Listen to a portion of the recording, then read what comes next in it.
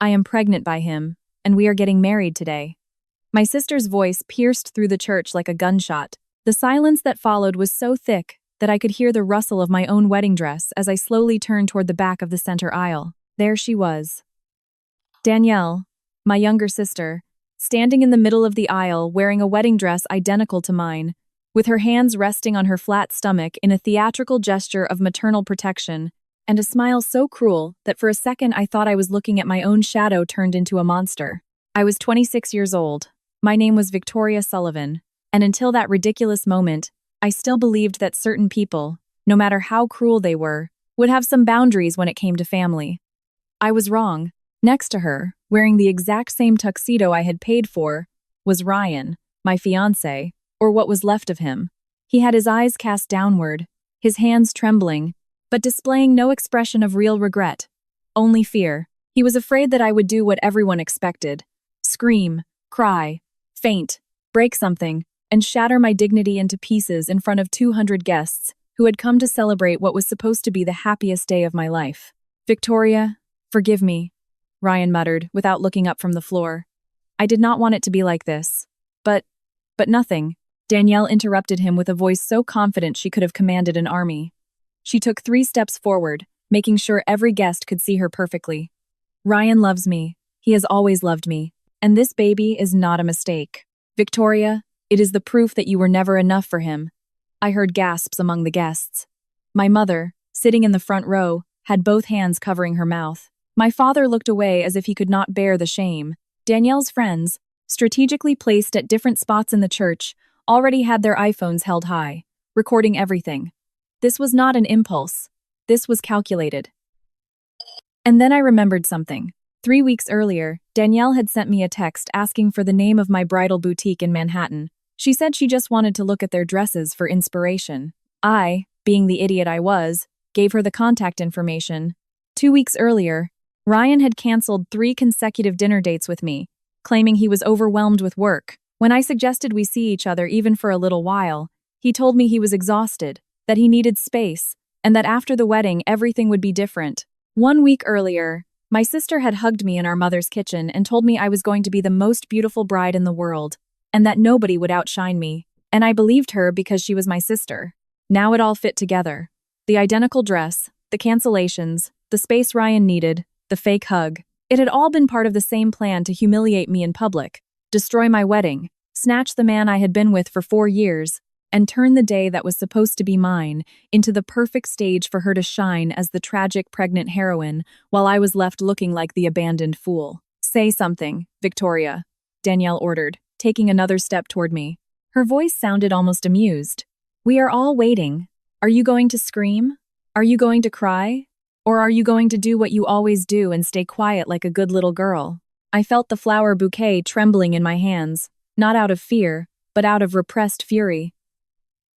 But I also felt something else, the presence of someone standing right beside me. Judge Sebastian Sterling, the man who was supposed to officiate the ceremony, was standing less than 3 feet away from me. He was tall, impeccably dressed in a dark charcoal suit that probably cost more than my entire wedding gown, with silver hair slicked back perfectly, and gray eyes that seemed capable of reading every thought crossing my mind. He was not just any judge. He was the judge. The most powerful man in the federal judicial system, a billionaire real estate tycoon who owned half of Midtown Manhattan, a private advisor to 3 U.S. presidents, completely untouchable, and also someone I knew much better than anyone in that church imagined. Sebastian and I had met 6 months ago at a charity gala in New York. We talked for hours.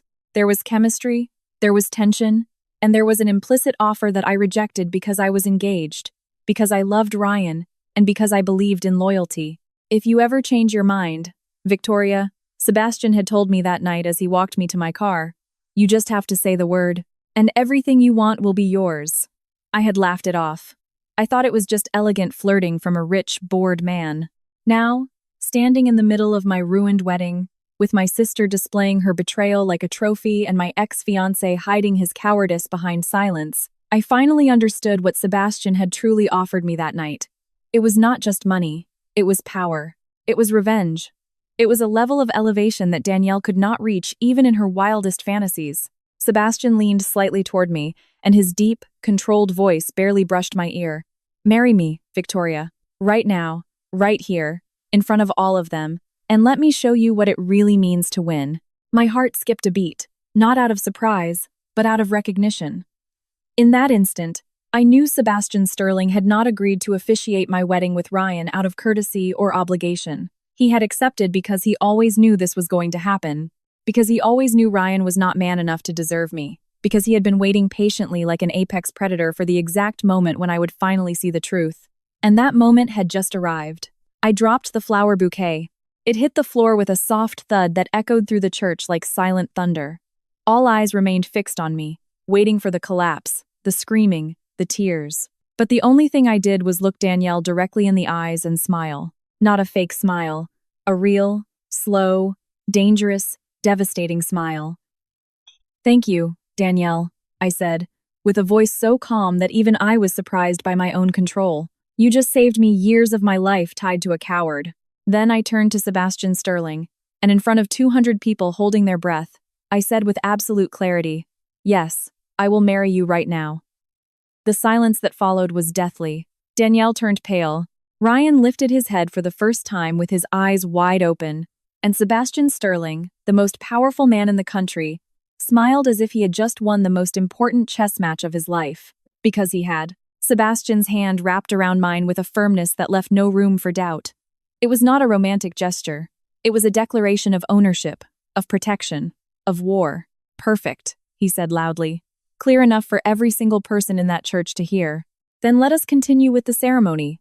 Just with a minor change of groom, he turned toward the altar as if nothing extraordinary were happening, as if changing fiancés in the middle of a wedding were as normal as changing a necktie. But I knew every movement he made was perfectly calculated. Sebastian Sterling did nothing on impulse. Every word, every gesture, every silence had a purpose. And his purpose right now was to destroy Danielle and Ryan without even raising his voice. "Wait." My sister's voice sounded hysterical, desperate. "You cannot do this, Victoria. This is crazy. You do not even know him." I stopped. I turned slowly toward her. And for the first time in 26 years of being the older sister, the responsible sister, the sister who always compromised, the sister who always forgave, I let Danielle see exactly what I thought of her. "Crazy," I repeated with a calmness that surprised even me. "Crazy is marrying a successful, respected, and powerful man who just asked me to marry him in front of 200 people. Or crazy was staying with a coward who cheated on me for months with my own sister." Danielle stepped back as if I had slapped her. I did not." She started to stammer, but her voice broke. For the first time since she burst into the church in her white dress with her lie about the pregnancy, I saw real fear in her eyes. She had just realized something. She had not won. She had lost, and she had lost everything in the worst possible scenario. Right in front of our entire family, our friends, and the city's social elite who were currently witnessing her brilliant plan turn into her own public humiliation. "How long?" I asked, and my voice sounded harsher than I intended. "How long have you been sleeping with Ryan, Danielle?" Absolute silence. Nobody moved. Nobody breathed. "Answer me," I insisted. "Since you decided to make this public, since you decided to ruin my wedding with your little theater act, at least have the decency to tell me the truth." "How long?" Ryan tried to intervene. "Victoria, please, this is not." "You shut up." I cut him off without even looking at him. "You had your chance to be honest with me for months. Now you have no right to speak." My ex-fiancé closed his mouth and lowered his head again like the cowardly dog he had always been, but that I had been too stupid to see. I focused back on Danielle. "How long?" I repeated. She pressed her lips together. Her eyes filled with tears, but they were not tears of regret. They were tears of rage, of frustration, of a spoiled child who had just discovered that her favorite toy no longer worked the way she expected. 8 months, she finally whispered. 8 months. 8 months of lies. 8 months of betrayal. 8 months of me planning my wedding, picking out flowers, tasting cakes, writing vows, while my sister and my fiancé laughed at me behind my back. And then I remembered more things. The bachelorette party Danielle had organized with so much love for me 2 months ago. Ryan had come home late that night, smelling of a perfume that was not mine. When I asked him, he told me he had been at a late meeting with a female client. I believed him. The phone calls Danielle would receive and quickly end whenever I walked into the room. She would tell me it was her boyfriend with a smile, saying it was just couple stuff. I would nod and give her privacy. The day I bumped into Ryan at a coffee shop near my office, when he was supposed to be working on the other side of town, he explained that a board meeting had been canceled and he used the time to come see me, yet he had not called me or looked for me. He was just there. And when I asked who he was originally meeting with, he changed the subject so fast I did not even notice it at the time. Now it all made sense. The canceled meetings, the strange perfumes, the fake smiles, the secret phone calls, everything. 8 months, I repeated out loud, letting every syllable drop like a stone into the silence of the church. 8 months of looking me in the face every single day. 8 months of coming to my house, eating at my table, laughing with me. 8 months of pretending to be my sister. I am your sister, Danielle whined, and now the tears were falling freely down her face, ruining her perfectly applied makeup. I love you, Vicky, but you do not understand. What do I not understand? I interrupted her. That you decided to steal the man I loved? That you planned this for months? That you bought a dress identical to mine just to make sure the humiliation was complete? Danielle sobbed, but she said nothing because there was nothing left to say. She had lost, and she knew it. I felt Sebastian's hand gently squeezing mine, reminding me that he was there, that I was not alone, that I no longer had to fight this battle without allies. I turned to my mother, who was still sitting in the front row with her hands over her mouth and her eyes full of tears. Did you know? I asked her directly. Mom shook her head frantically. No, sweetie, I would never. And you? I looked at my father. He said nothing either, he just looked away. And in that silence, I understood another brutal truth.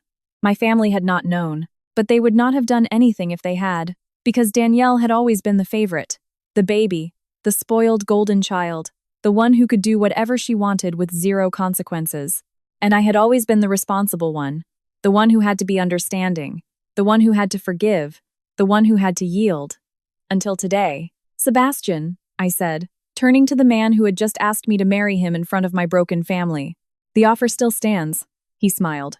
It was not a kind smile. It was a predatory smile. Always, he replied. Then let us finish this, I said. Marry me right now, right here, and get me out of this nightmare. Sebastian raised a hand and snapped his fingers exactly once. As if waiting for that very signal, the side doors of the church opened, and 3 people I had never seen before walked in. 2 men in tailored suits who looked like high-end corporate lawyers, and an elegant woman holding a tablet. These are my witnesses, Sebastian explained casually, and the paperwork is already prepared. We just need to sign. I looked at him in disbelief. You had all this ready? I always have everything ready, Victoria, he answered in that deep voice that made everything sound like a promise and a threat at the same time. I knew this day would come. I was just waiting for you to know it too. And then I understood. Sebastian Sterling had not agreed to officiate my wedding out of courtesy. He accepted because he knew Ryan was betraying me.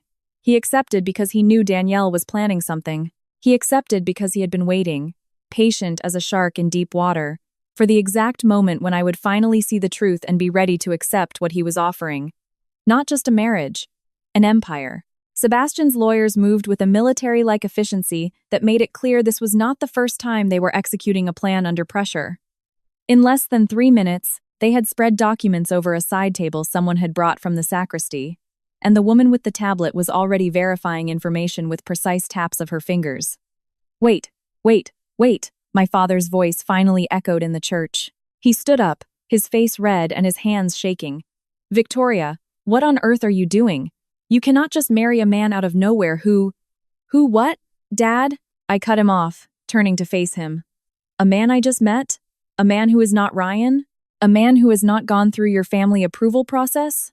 My father opened his mouth, but no words came out. Because Ryan sure passed your approval process, I continued, feeling how every word came out loaded with years of bottled-up resentment.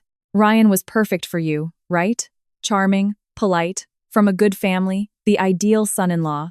And guess what? He spent 8 months sleeping with your other daughter, but I suppose that does not matter as much as the fact that I am marrying someone without your permission. The silence that followed was devastating. Mom started crying openly. Danielle took another step back, with Ryan awkwardly holding her arm as if she were going to faint at any moment.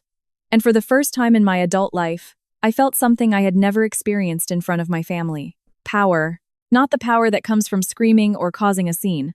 The power that comes from knowing exactly who you are and what you are worth, and from being unwilling to ever negotiate that again for the approval of people who never truly valued you. Miss Sullivan, the professional voice of the woman with the tablet, pulled me from my family confrontation. We need to verify some data for the marriage license. Could you confirm your full name and social security number? I walked over to her, leaving my father speechless and Danielle sobbing in the middle of the aisle like the tragic main character she always wanted to be. While reciting my information, I observed Sebastian out of the corner of my eye. He stood by the altar with absolute calm, as if he had just closed a multi-billion-dollar merger and not proposed to a woman in the middle of her ruined wedding's chaos. His lawyers worked around him with the synchronization of a NASCAR pit crew, preparing paperwork, checking clauses, making sure everything was legal and bulletproof. "How long have you been planning this?" I asked him in a low voice while signing the first document. Sebastian stepped close enough so his voice was meant only for my ears. "Since the night I met you," he answered, without a shred of shame. "Since you rejected my dinner invitation because you were an engaged woman. Since you told me you believed in loyalty. I knew right then that you were exactly the kind of woman I needed in my life." "And did you know Ryan was cheating on me?" "I suspected it," he admitted. "I had my people do a little digging. Not much. Just enough to confirm your fiancé was an idiot who deserved neither your time nor your last name. But I did not tell you because I knew you would not believe me. You had to see it for yourself." "So you let this happen," I said. And it did not sound like an accusation. It sounded like a confirmation. "I let the truth come to light in the most painful way possible," Sebastian corrected. "Because you needed it to hurt enough so that you would never go back. You needed to see who the people claiming to love you really were. And now you know." He was right, and I hated that he was right. But in a twisted way, I was also grateful that someone had the coldness to let me hit rock bottom before offering me the way out. "And what do you get out of this?" I asked while signing the second document. Sebastian smiled. "You." That answer should have scared me. It should have made me run for the hills. But instead, I felt something much more dangerous. Curiosity. Because Sebastian Sterling was not like Ryan. Sebastian did not fake things. He did not lie. He did not hide his intentions behind pretty words or empty promises. Sebastian put his cards on the table and let you decide whether you wanted to play or not. And I had just decided I wanted to play. "The rings," one of the lawyers said, stepping forward with a small black velvet box. Sebastian opened it. Inside were 2 rings. An engagement ring featuring a diamond so massive it probably cost more than Ryan's car, and a wedding band encrusted with smaller diamonds forming an elegant, understated pattern. "When did you buy these?" I asked, stunned. 3 months ago, Sebastian answered with that brutal honesty I was beginning to recognize as his personal signature. "When I agreed to officiate your wedding, I knew I was going to need them. 3 months. 3 months during which Sebastian Sterling had been preparing for this exact moment. 3 months during which he had bought rings, prepared legal documentation, coordinated lawyers, investigated my fiancé, and waited patiently for everything to blow up exactly the way he predicted it would. "Are you crazy?" I told him, but I smiled as I said it. "I am in love," he corrected. "There is a difference." And before I could process that statement, Sebastian took my left hand and slid the engagement ring onto my ring finger with a gentleness that completely contrasted with the intensity of his gaze. The diamonds sparkled under the church lights like a declaration of war. "No!" Danielle's scream pierced the moment. "No! No! No! This cannot be happening, Victoria. You cannot do this. You are ruining everything." I turned toward her slowly. "I am ruining everything," I repeated in disbelief. "Danielle, you crashed my wedding in an identical white dress, announcing you were pregnant by my fiancé. You planned to humiliate me publicly. You decided to destroy 4 years of my relationship at the worst possible moment. And I am the one ruining everything?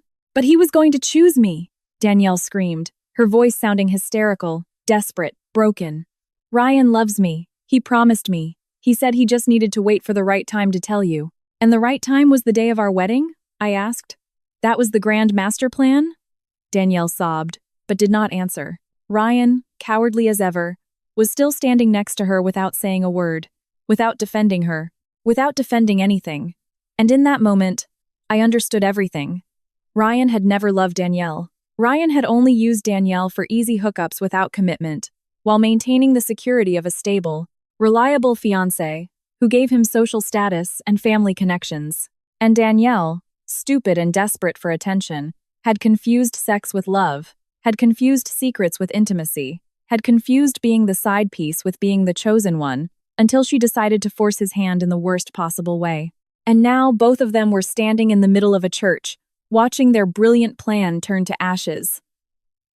"Sebastian," I said, turning to my future husband. "Let us finish this. Marry us now," he nodded. And then, in front of 200 people who had come to watch me marry Ryan, in front of my shattered family, in front of my backstabbing sister and my cowardly ex-fiancé, Sebastian Sterling and I exchanged vows. They were not the vows I had written for Ryan. They were new, improvised, real vows. "Victoria Sullivan," Sebastian said in that deep voice that made everything sound like an eternal promise. "I promise to protect you, respect you, and give you everything you deserve and more. I promise to be your ally, your partner, and your living revenge against everyone who underestimated you. I promise you an empire, and I promise you will never, ever have to bow your head to anyone again." And I, looking him in the eyes, replied, "Sebastian Sterling, I accept everything you offer me, and I promise to never again settle for less than I deserve." They were not romantic vows. They were vows of war. And when Sebastian kissed me, sealing our marriage in front of all the witnesses present, I heard the unmistakable sound of Danielle collapsing into tears.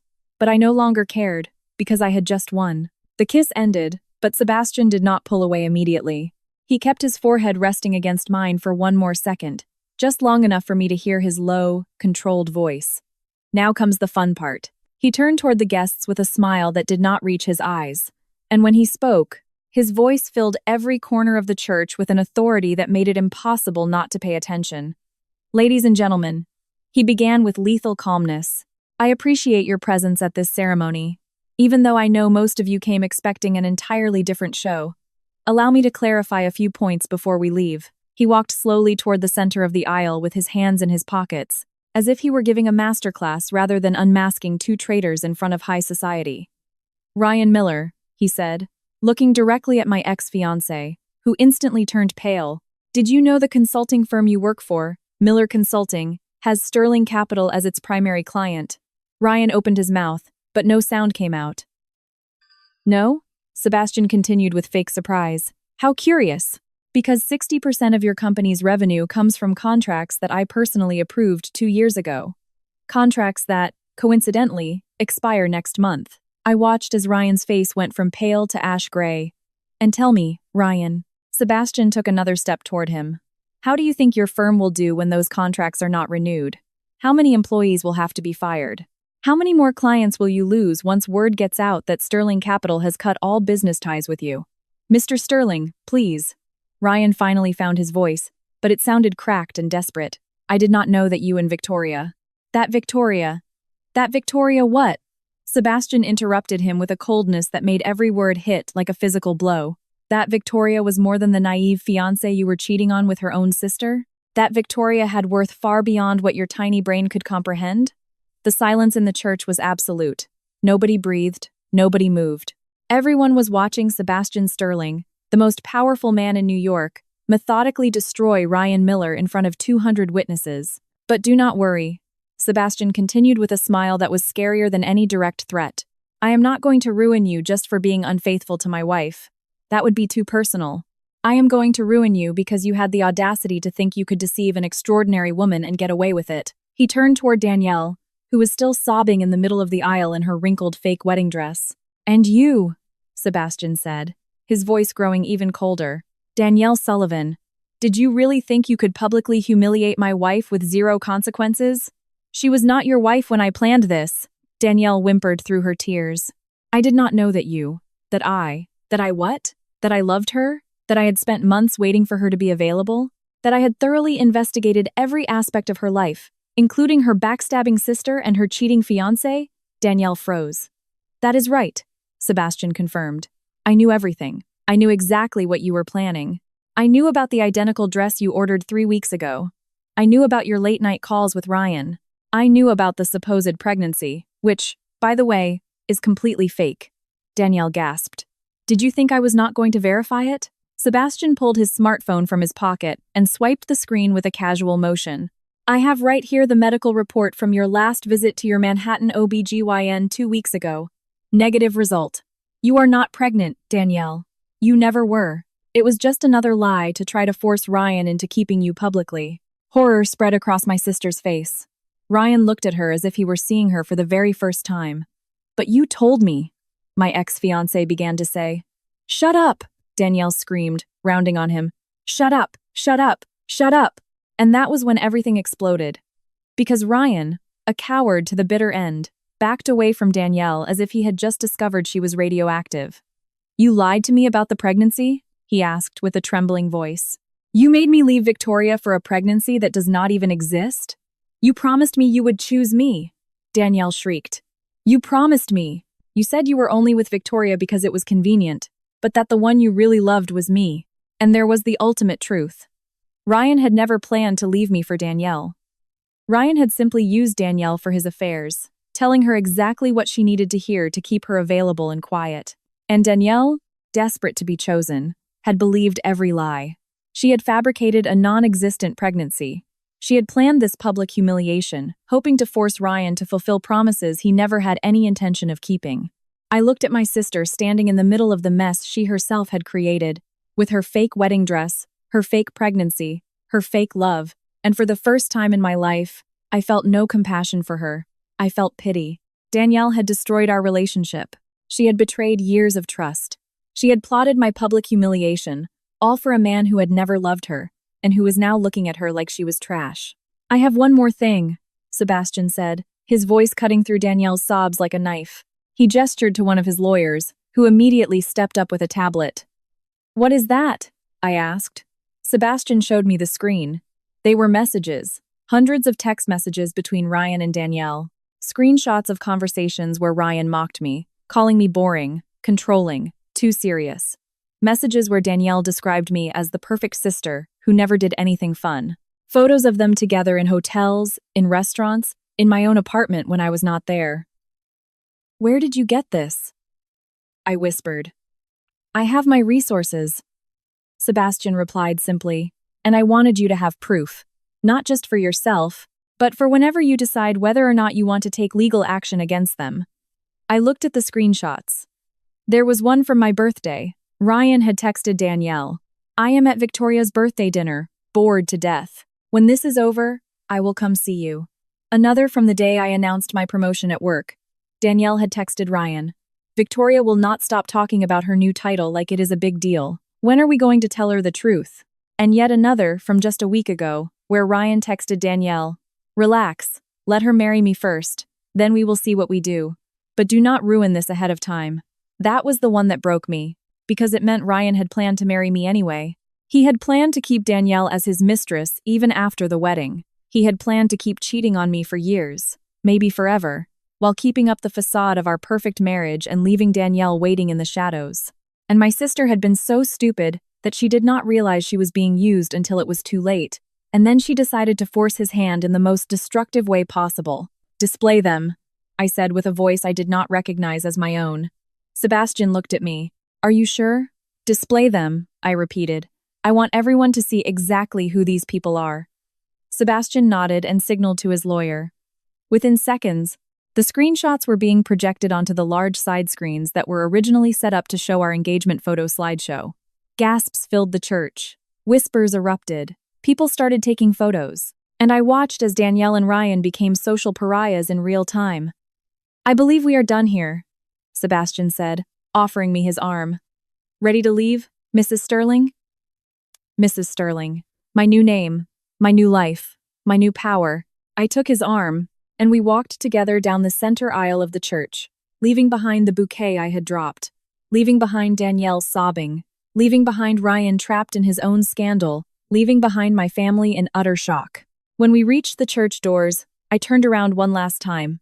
Everyone was staring at me, some with horror, some with respect, some with fear. And then I said in a clear voice that reached the very last row, Thank you all for coming to witness the best day of my life. And I walked out of that church holding the hand of the most powerful man in the country, leaving behind everything I had been, and walking toward everything that was to come. Outside the church, something was waiting for me that I had never seen in my life. A massive black stretch limousine. So long and elegant it looked straight out of a Hollywood movie, complete with a uniformed chauffeur who opened the back door with a bow that would have been comical if it were not so real. "Do you always travel like this?" I asked Sebastian as he helped me in, carefully gathering the train of my wedding dress. "Only when I need to make a statement," he replied with that half-smile I was beginning to recognize as his expression of absolute victory. Inside, the limousine was more luxurious than I had ever imagined. Cream-colored leather seats, soft ambient lighting, a bottle of champagne already popped in a crystal ice bucket, and total privacy thanks to the tinted windows separating us from the outside world. The car pulled away smoothly, taking us away from the church, away from the chaos, away from my old life. I took off my veil with hands that were still trembling slightly, not from fear, but from pure adrenaline. "What just happened?" I whispered, more to myself than to Sebastian. "You just won," he answered, pouring me a glass of champagne. "You just proved to your family, your ex-fiancé, your sister, and 200 members of high society that Victoria Sullivan is not someone who can be humiliated without devastating consequences." I took the glass, but I did not drink right away. I needed to process everything. "Ryan's contracts," I said. "Are you really going to cancel them?" "I already did," Sebastian replied with a nonchalance that should have terrified me, but instead made me feel protected. "About 3 minutes ago, while we were walking to the car, Miller Consulting will receive the official notice on Monday. By Wednesday, the layoffs will begin. By the end of the month, the company will be bankrupt. That is brutal." "That is justice," he corrected. "Ryan Miller decided to play with fire when he cheated on you. Now he is going to learn that some women have husbands who do not forgive that kind of offense." I finally took a sip of the champagne. It was exquisite, probably more expensive than all the catering I had planned for my original reception. "And Danielle?" I asked. Sebastian leaned back in his seat, completely relaxed, as if he had just finished a normal day at the office and had not just orchestrated the most epic social revenge I had ever witnessed. "Your sister is more complicated," he admitted. "Technically, she did not do anything illegal. She was just morally repugnant. But the screenshots I displayed are going to go viral on social media before the day is over. By tomorrow, Danielle Sullivan will be known all over the city as the backstabbing sister who faked a pregnancy to steal her sister's groom in the middle of a wedding. That is going to destroy her," I said. And surprisingly, I felt zero guilt saying it. "She tried to destroy you first," Sebastian pointed out. "The difference is that you had an ally who knew how to defend you. She only had a coward who was using her." He was right. I looked out the tinted window, watching the city pass by around us. I recognized some of the streets. We were heading in the opposite direction of the country club, where my wedding reception was supposed to take place. "Where are we going?" I asked. "To my estate," Sebastian answered. "Or rather, to our estate. I hope you do not mind, but I canceled the original reception. It felt unnecessary to celebrate in a place full of memories tied to Ryan." "You canceled my reception? And booked a new one," he added. "At my property in Greenwich, just for us and the people who truly matter. I already sent the invitations an hour ago while you were signing the marriage paperwork." I turned to him in disbelief. "An hour ago? When exactly did you plan all this?" "I told you I always have everything ready, Victoria," he reminded me with that smile. "When I agreed to officiate your wedding with Ryan, I immediately began planning the contingency for the day you would marry me instead. The reception, the paperwork, the rings, the lawyers, the investigation into Ryan and Danielle, the limousine, everything. I was just waiting for you to say yes. You are completely crazy," I said. But this time I said it with a massive smile. "I am completely in love," he corrected once again. "And there is a major difference between the two." The car began to slow down. I looked out the window and my breath caught. We were not parked in front of a house. We were in front of a sprawling estate, a property that looked straight out of a European architecture magazine, with perfectly manicured gardens, water fountains, a marble-columned entrance, and a size that could easily host 50 people in absolute comfort. "Welcome home, Mrs. Sterling," Sebastian said as the chauffeur opened my door. I stepped out of the car in absolute shock. This was not just wealth. This was power. Real, tangible, unquestionable power. And now it was mine. "Sebastian," I said, turning to him as we walked toward the entrance. "Why me? Out of all the women you could have chosen, why did you decide I was the one?" He stopped on the threshold of the front door and looked at me with an intensity that made my heart race. "Because that night, When I offered you anything you wanted and you turned me down saying you were an engaged woman, I saw something I had never seen before in my world. Real integrity. Not fake, not calculated. Real. And I knew right then that if I ever managed to make you mine, it would be because you chose it freely, not because I bought you with money or influence. And today you chose me, he continued. Not because I seduced you or manipulated you, but because you finally saw that you deserved better than a coward who did not value what he had. You chose me because you were ready. And that, Victoria, is worth more than all the gold in the world. I did not know what to say. Because Sebastian Sterling, the most powerful man in the country, the man who had just orchestrated the most epic social revenge against my sister and my ex-fiancé, the man who had planned our marriage for months without my knowledge, had just given me the most honest declaration of love I had ever heard in my life. Come, he said, offering his hand. I want to show you something. I followed him inside the estate, and what I saw took my breath away.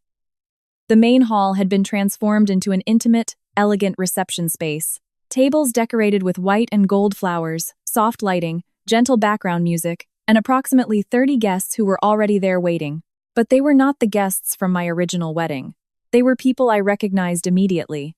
My coworkers who truly appreciated me, my college best friend who had flown in from California to be at my wedding, my boss who had always believed in my professional potential, and several other people who had been a real part of my life, not just social decoration. How? I started to ask. I contacted every single person who genuinely mattered in your life, Sebastian explained. I explained the situation to them and offered them to come celebrate your true marriage. Everyone accepted immediately. My best friend, Laura, ran up to me with tears in her eyes. Victoria, I cannot believe you actually did it. You married him? You knew? I asked, hugging her. He called me a week ago, Laura admitted. He explained everything. He told me Ryan was cheating on you, that your sister was planning something awful, and that he was going to make sure you had an out when it all blew up. At first I thought he was crazy, but after talking to him for 2 hours, I realized he truly loved you, and that you deserved so much better than Ryan. I looked at Sebastian, who was being greeted by several guests with a natural ease that made it clear this was not the first time he had hosted events like this. A week ago, I repeated. A week ago you had already told my best friend about all this? I needed to make sure you had a real support system when you walked out of that church, Sebastian explained, stepping close to me again. I did not want you to feel like you were facing your family alone. I wanted you to know there were people who truly valued you waiting for you here. And at that moment, I finally understood it all.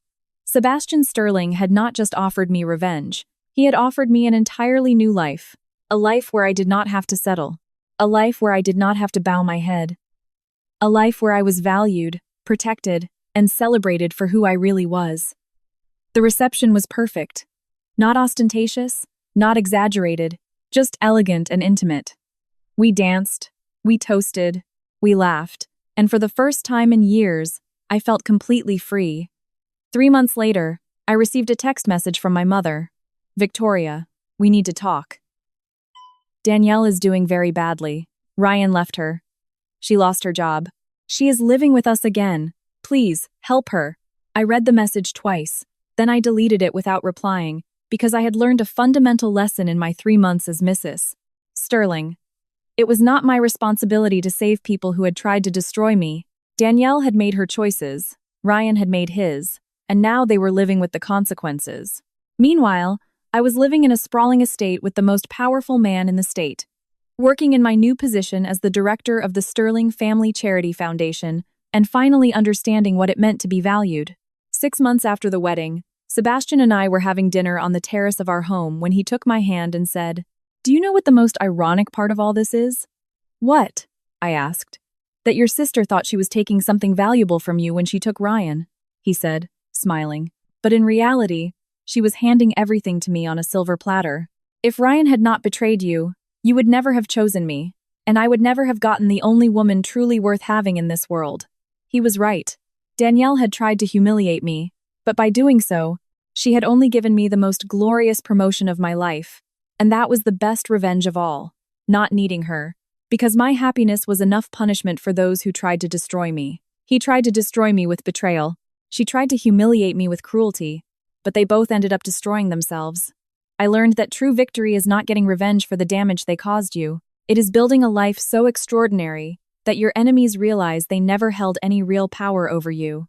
Because in the end, the people who betray you do not take anything away from you. They only reveal who they really are. And that information is the most valuable gift they could have ever given you.